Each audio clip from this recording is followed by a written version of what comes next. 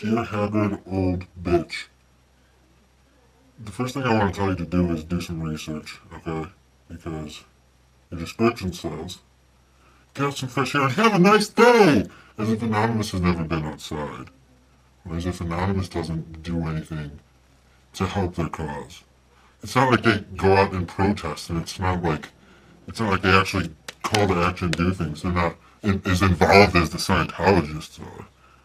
And wait, what are they fighting against? They're fighting against constitutional rights? Like the constitutional right to protest anything that you think is wrong? If you watch like any single anonymous video that has any credibility, you'll realize we are not protesting against the religion. We're protesting against the church because of the way that they treat their members. And your Scientologist friends are not a credible source of how they've been treated because they don't treat the people that are giving them money badly. They treat the people who are going to stop giving them money and realize what a bullshit corporation that they are. So do some research and maybe find some plastic surgery to make it so your eyes don't bug out as much because it's kind of weird.